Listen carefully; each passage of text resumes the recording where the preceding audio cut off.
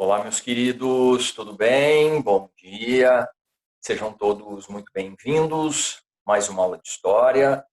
Desejo que vocês estejam todos muito bem. Embora cada um esteja na sua casa, eu gostaria que todos estivessem levando isso da melhor maneira possível. Em breve estaremos juntos, fisicamente. Estou aqui para continuar a nossa história de Idade Média e esse será o módulo 25, que trata da Baixa Idade Média e das Cruzadas. Vamos lá? Compartilho com vocês, a partir de agora, a minha tela, que traz o módulo 25, certo? Estou abrindo ele aqui para a gente, só um minutinho. Lembram dos assuntos discutidos em aulas anteriores, não foi? As características gerais da Idade Média. Falamos também da questão da sociedade medieval, suzeranos e vassalos, senhores e servos. Também tratamos do poder exercido pela Igreja Católica Medieval. Foi isso, aliás, esse foi o assunto da nossa última aula, não é? Então, para a aula de hoje, eu trago esse assunto aqui, ó. Vem cá. Tudo bem. Módulo 5, Baixa Idade Média e Cruzadas. Aqui. Certo? Pois bem. Baixa Idade Média e Cruzadas. Esse é o assunto da aula de hoje. Beleza? Tá bom. No comecinho dessa história, lá quando iniciamos a abordagem da Idade Média, eu disse para vocês que pelo fato da Idade Média ser um período longevo, um período extenso, aproximadamente 1000 anos, costuma-se dividi-la em alta, começo, e baixa, final, Idade Média, tá bom? A Alta Idade Média, ela vai do século V ao século X, e a Baixa Idade Média, portanto, do XI ao XV. Lembrando que o que marca o início da Idade Média é a queda de Roma, já falei isso para vocês inúmeras vezes, e o que marca o final da Idade Média é a tomada de Constantinopla pelos turcos otomanos. Também já disse isso inúmeras vezes. 476, Odoacro, liderando os Évolos, invadiu e conquistou Roma, começo da Idade Média. E em 1453, os turcos otomanos invadiram e conquistaram Constantinopla, final da Idade Média. É claro que isso só ficou definido lá no século XIX. Não é algo contemporâneo de quem viveu o período. Né? Todo período, o indivíduo que o vive é contemporâneo daquele momento. Vive ao mesmo tempo em que as coisas estão acontecendo. Pois bem, a Baixa Idade Média, portanto, ela tem início no século XI, vai até o século XV, e ela representa a crise e a desestruturação do feudalismo. Se a Alta Idade Média representa o início, a formação, a Baixa representa a crise, a desestruturação, o final do feudalismo. O feudalismo, enquanto modelo econômico, eu já disse isso também para vocês, ele continuou sendo praticado em algumas regiões, porém não mais de forma generalizada como fora durante a Idade Média. Nós temos resquícios de feudalismo na Inglaterra até o século XVII, até a Revolução Britânica, a Revolução Inglesa. Temos resquícios de feudalismo na França até o século XVIII, a Revolução Francesa, e na Rússia até o século XX, a Revolução Russa. Eles também encerrariam esses resquícios do modelo feudal. Mas, enfim, isso é uma outra história. Como modelo econômico generalizado, ele vai se ver numa profunda crise ali na Baixa Idade Média, tá bom? Beleza. O que representa essa crise? O que representa essa desestruturação do feudalismo? Aqui, ó. O desequilíbrio, esse é o ponto. O desequilíbrio entre o crescimento demográfico, ou melhor, o crescimento populacional e a capacidade de produção agrícola, a capacidade de produção de alimentos. Em outras palavras, ou de maneira muito mais direta, diríamos que havia muita gente para pouca comida. O problema não era apenas o crescimento populacional. O problema era a baixa produtividade agrícola. É claro que isso leva ao desequilíbrio. Pois se a gente ficar analisando apenas dessa forma, talvez vocês podem pensar que, olha, a sociedade cresceu em números absurdamente. Não é o caso. A capacidade de produção é que não acompanhava a necessidade demográfica. O solo se esgotava, a produção está cada vez pior, eles faziam raramente ou não faziam rotação de culturas. Embora isso seja uma característica apresentada dentro dos feudos, o solo se empobrecia, não havia formas de recuperar nutrientes, enfim, eles já tinham devastado bastante áreas nativas para ampliar a área agrícola e chega no momento em que são incapazes de produzir aquilo que de fato necessitavam. Nós teremos como consequência disso uma guerra. Essa guerra, ela é chamada de cruzadas. Talvez a própria denominação cruzadas tente abrandar um pouquinho o conceito de guerra, mas as cruzadas foram de fato um conjunto de confrontos da cavalaria medieval, dos servos que acompanharam esses cavaleiros contra os islâmicos, muçulmanos, mouros, sarracenos ou infiéis, como chamavam-nos os cristãos. Bom, a Guerra Santa dos cristãos, ela é chamada de cruzadas, porque o cruzado era o soldado de Cristo, o representante da nobreza, que tinha por objetivo levar o cristianismo para o Oriente e, mais do que isso, libertar Jerusalém do domínio muçulmano. Tá bom, todo mundo já ouviu isso quando se trata das cruzadas.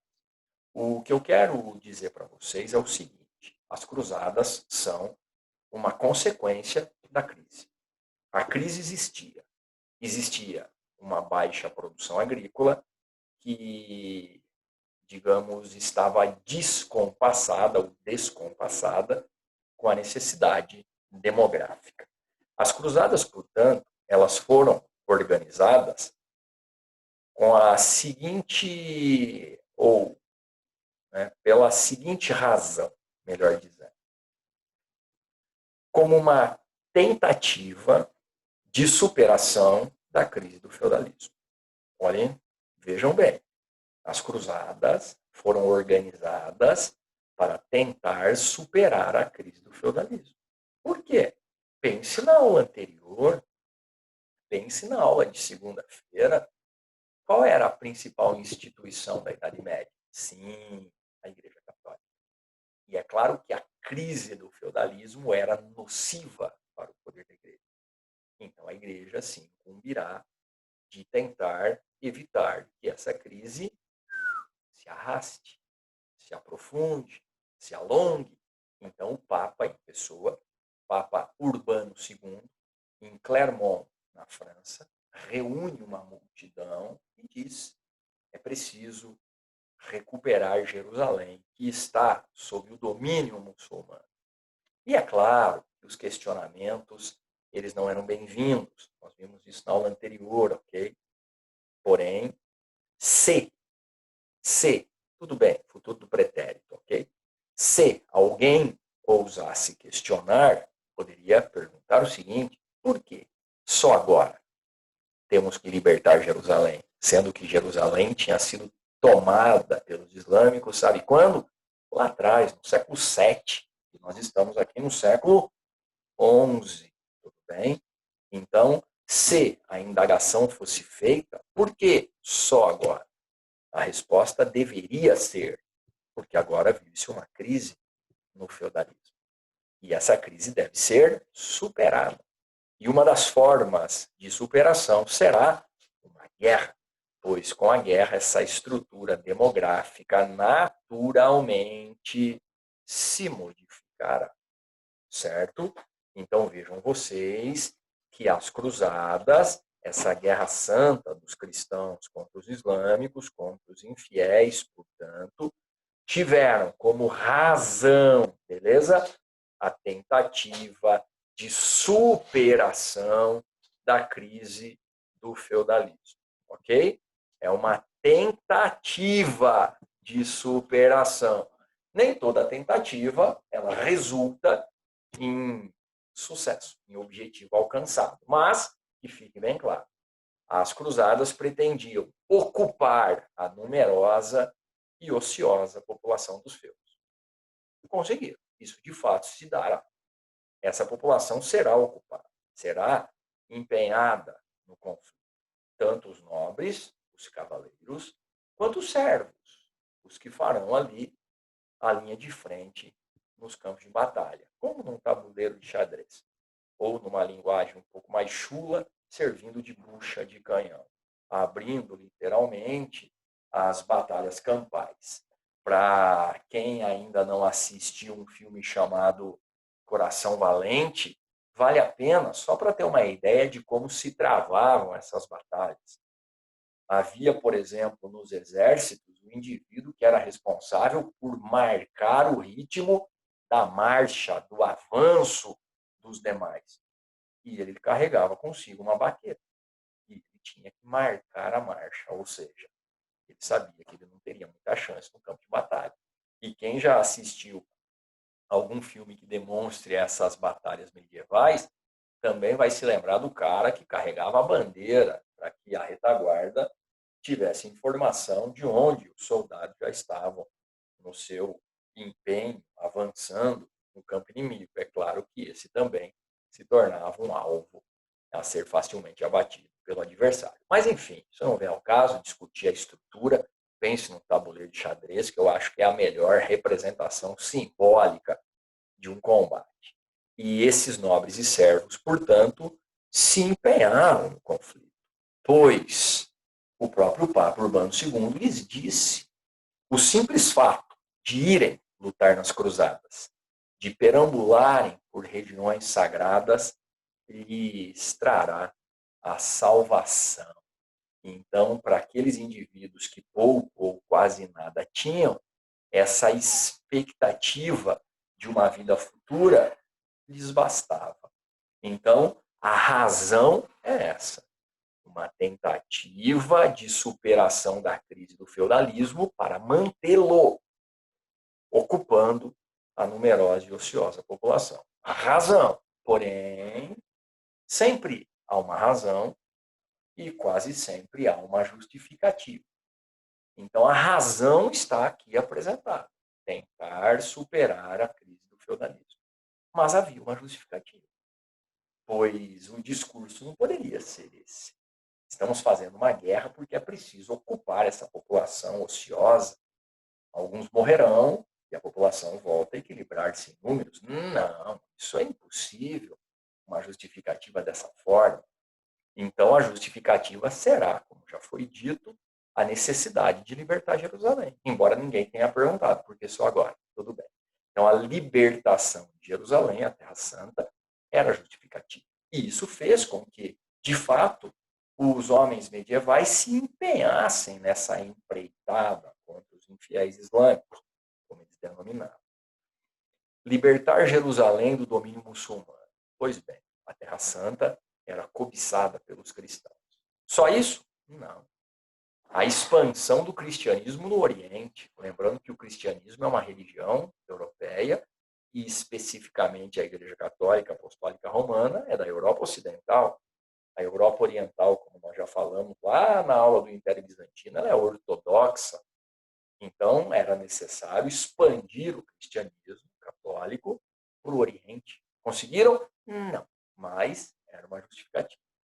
Também, eles pretendiam peregrinar, andar pelos locais sagrados aos cristãos, locais esses que faziam parte de toda a narrativa religiosa, inclusive da trajetória de Jesus, e, claro, acreditavam cegamente que o simples fato de perambularem por esses locais também lhes traria a salvação. Havia também a intenção de conquistar novas terras para enfeudar. O que significa isso? Para transformar em feudos para que o feudalismo não só sobrevivesse como modelo, mas também se expandisse na direção do Oriente. E claro, como já disse para vocês em outras ocasiões, sempre a prática do butim é um atrativo. Muitos iam para as cruzadas especificamente com o objetivo de saquear os bens do seu inimigo. Tanto é que, claramente, as cruzadas se converteram em ações de saque. Inclusive, há, numa dessas cruzadas, um desvio de rota. Iam para Jerusalém, acabaram em Constantinopla. Por quê? Porque foram saquear a cidade de Constantinopla. Tudo bem? Então, sempre que se fala de uma guerra, existe sim uma razão, mas existe uma justificativa que sobressai. Foi assim nas Cruzadas, foi assim na Guerra dos 100 Anos, foi assim na Guerra dos 7 Anos, na Primeira Guerra Mundial, na Segunda Guerra Mundial.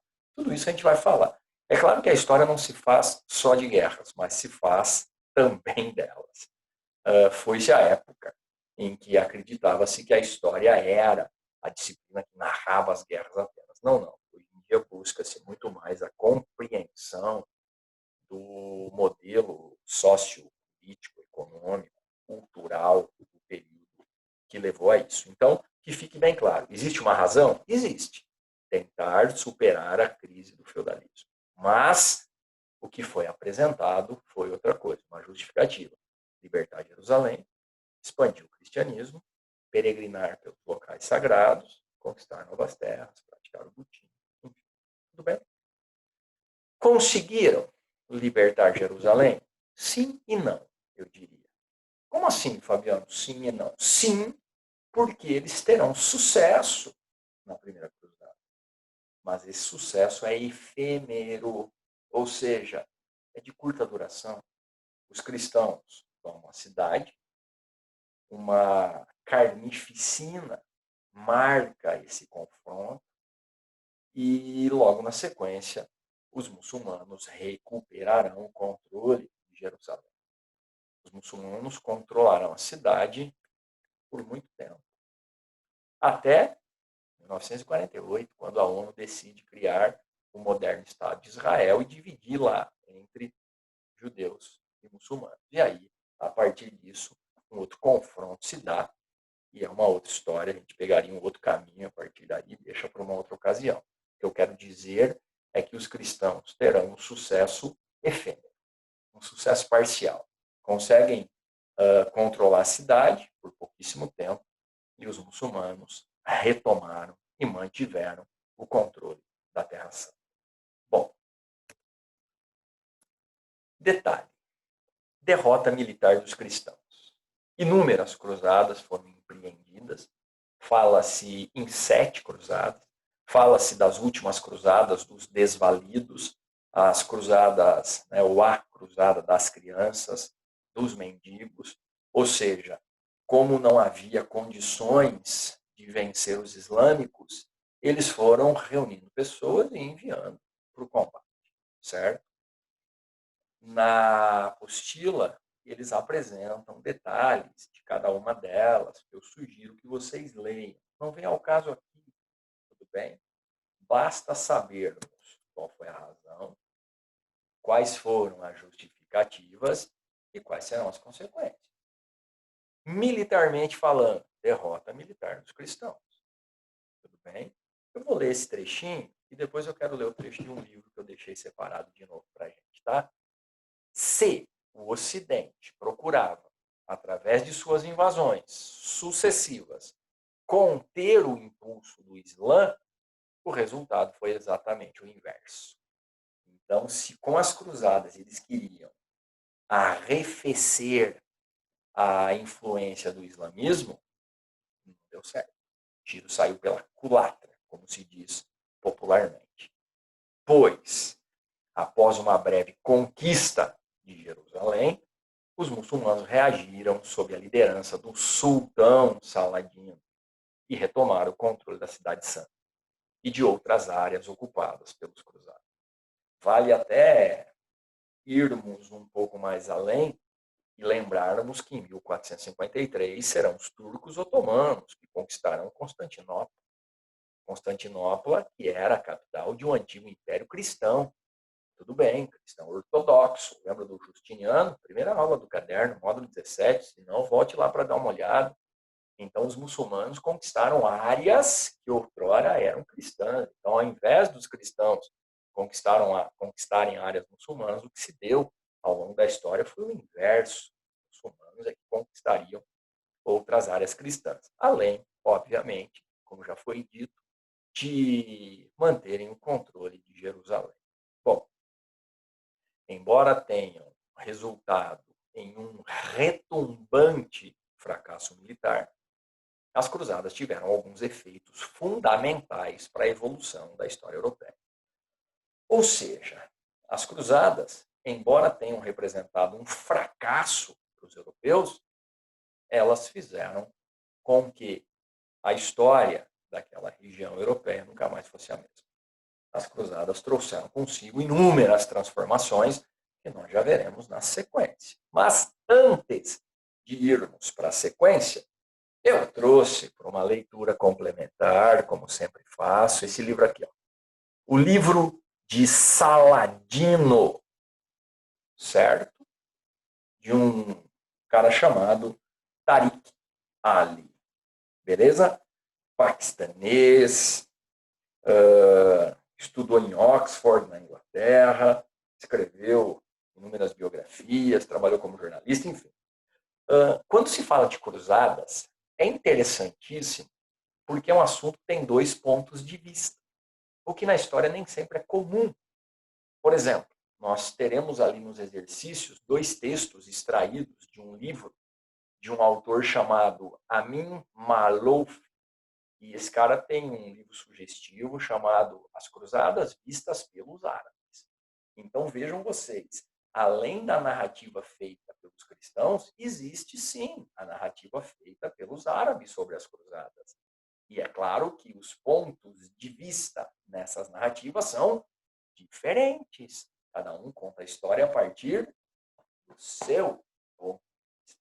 Cada um conta a sua verdade. Lembrando que quando se trata de uma história, existem três verdades. A versão de um, a versão do outro e a versão verdadeira que paira em algum lugar sobre essas duas. Lembra disso? Mas, volto a dizer, no caso das cruzadas, temos essa peculiaridade. Os árabes contaram a partir do ponto de vista deles. Tá bom? E se há algo em comum nas duas narrativas, é a referência feita à violência, tanto de um quanto de outro. Claro, sempre é o outro que é mais violento na narrativa. O cristão, ele ressalta a violência do islâmico, o islâmico ressalta a violência dos cristãos. Bom, um trechinho só. Os cruzados resistiram durante quase 15 dias, mas o sultão mandou buscar o rei Gui em Damasco e ofereceu a liberdade dele em troca da rendição. A igreja não queria ceder sem resistência à cidade onde Jesus tinha sido crucificado. Então, embora houvesse uma negociação nos bastidores para que os cristãos se rendessem, os membros da igreja não admitiam que os cristãos se recusassem a lutar em defesa da cidade. Tá bom. Ao saber que o patriarca e os cavaleiros cruzados, como Balian de Ibelin, estavam se preparando para pegarem armas contra ele, o sultão ordenou que todos os soldados da região marchassem com ele e armassem suas tendas perto dos muros de Jerusalém. Com isso, queria fazer uma demonstração de força, mas estava preparado para o embate, se não houvesse outra saída. Bom, vejam vocês o seguinte, tá? Espero que vocês estejam ainda no meu compartilhamento. Eu tive aqui uma... Ah, tá bom. Maravilha. Bom, milhares de soldados nossos, agora, impedem os cruzados de passar pelos 2 portões mais importantes da cidade, certo? Então, uma narrativa aqui dos islâmicos. Nossos arqueiros estão postados logo abaixo das ameias, aguardando ordens. O Cadi,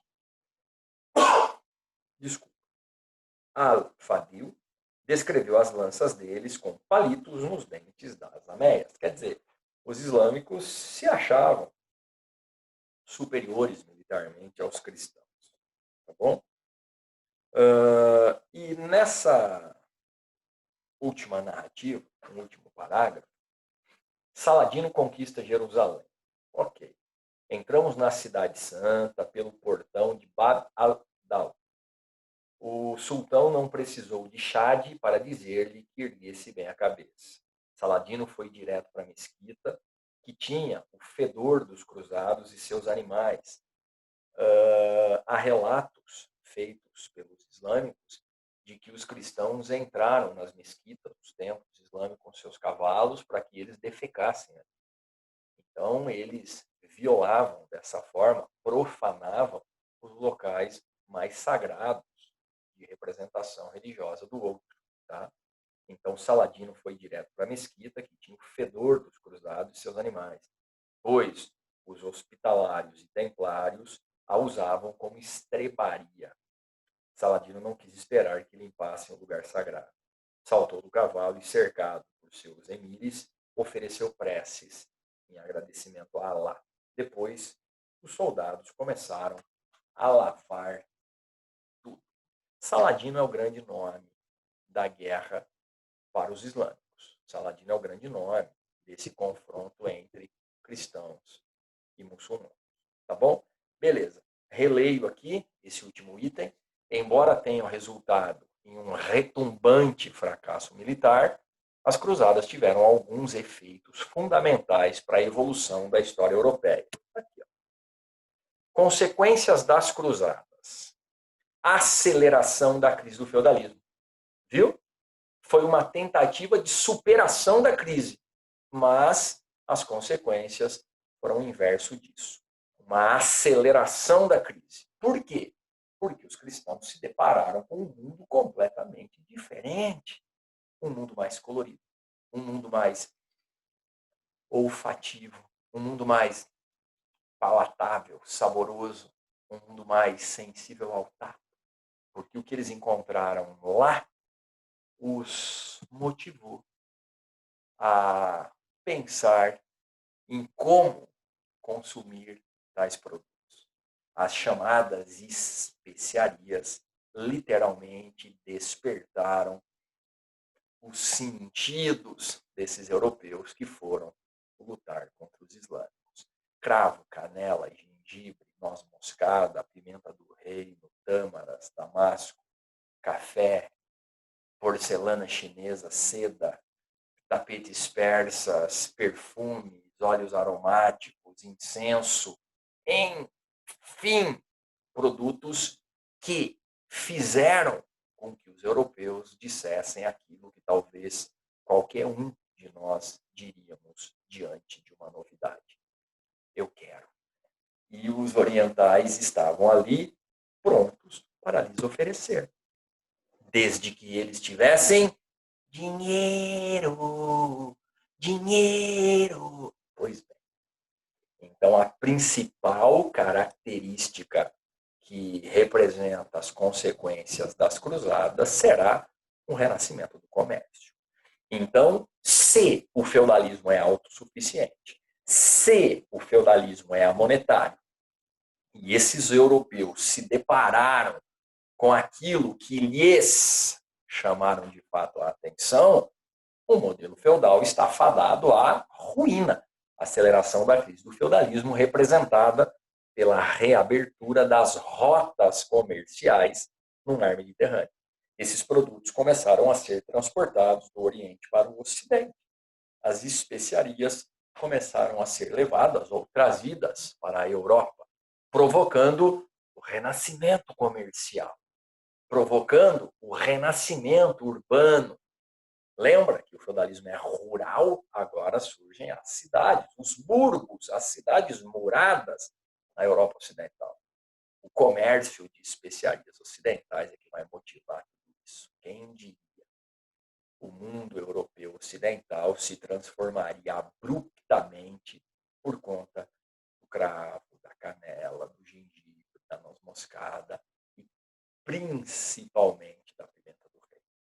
A principal característica da Baixa Idade Média, em decorrência das cruzadas, será essa: a monetarização da economia.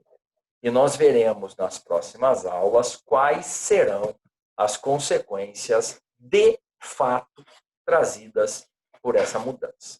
Convido vocês para abrirem as apostilas para que possamos fazer os exercícios propostos. Queridos, então vamos lá. Na página 44 nada. Na página 45 nós temos aqui a aula apresentada, Baixa Idade Média, ok? Crise do feudalismo, as cruzadas, lembra que eu falei? Ó, primeira cruzada, segunda cruzada, terceira cruzada, quarta cruzada, quinta, sexta, sétima, oitava, cruzada das crianças, enfim. Só para, digamos, complementar o que foi dito, ok? Vamos aos exercícios que temos aqui na página 47. O primeiro deles diz assim: sobre as cruzadas, responda. Qual sua relação com a crise do feudalismo? Opa! Foram uma tentativa de superação da crise do feudalismo em razão do desequilíbrio entre o crescimento demográfico e a capacidade de produção agrícola. Lembra disso? Está lá no resumo, é só procurar ou copiar, como está aí, se você preferir. Que fatores promoveram o seu surgimento? Então, quais são as justificativas? Está aqui, ó.